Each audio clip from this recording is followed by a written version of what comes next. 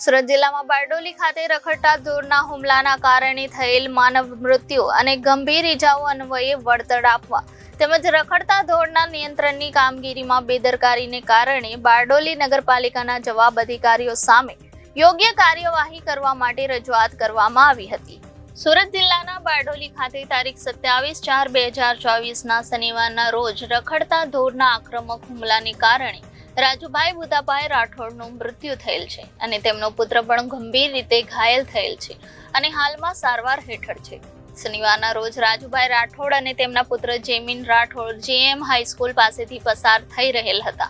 તે સમયે એક ગાય તોફાની થતા રાજુભાઈ અને તેમના પુત્ર પર હુમલો કર્યો હતો, જેના કારણે રાજુભાઈ રાઠોડનું કરુણ મોત નીપજ્યું હતું।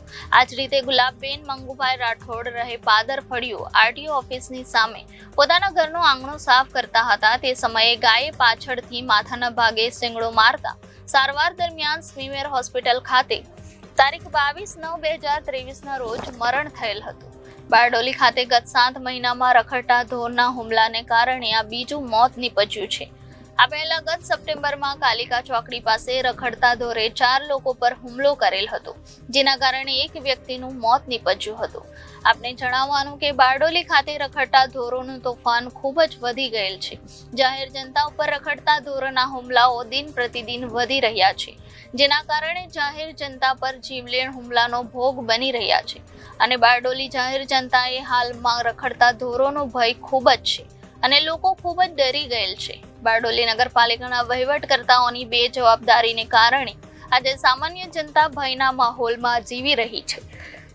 બારડોલી નગરપાલિકા રખડતા ઢોરને નિયંત્રિત કરવા માટે સંપૂર્ણપણે નિષ્ફળ ગયેલ છે અને જે પણ મૃત્યુ થયેલ છે અને જે રખડતા ઢોરના હુમલાઓ થઈ રહેલ છે તે માટે બારડોલી નગરપાલિકાનું વહીવટતંત્ર સ્પષ્ટપણે જવાબદાર છે। આ હુમલાઓ અને મૃત્યુ બારડોલી નગરપાલિકાની ગંભીર બેદરકારીને કારણે થયેલ છે। આ બધી સમસ્યાઓને ધ્યાનમાં રાખી રજૂઆત કરવામાં આવી હતી। સુરત જિલ્લાના બારડોલી તાલુકામાં આવેલી બારડોલી નગરપાલિકા ગેરવહીવટ, ભ્રષ્ટાચાર અને યોગ્ય કામગીરીના કારણે હંમેશા વિવાદોમાં સપડાયેલી છે। એના વિરુદ્ધ વારંવાર સ્થાનિક આગેવાનો યોગ્ય જગ્યાએ સરકારમાં વહીવટીતંત્રમાં રજૂઆત કરવા છતાં પણ આ ભારતીય જનતા પાર્ટીના નગરપાલિકાના શાસકો જે નગરના લોકો પ્રત્યે જે ગંભીરતાથી એમની સુરક્ષા માટે કે અન્ય યોગ્ય કામગીરી માટે એમની જવાબદારી હોવા છતાં બેફામ બનીને વહીવટ ચલાવી રહ્યા છે।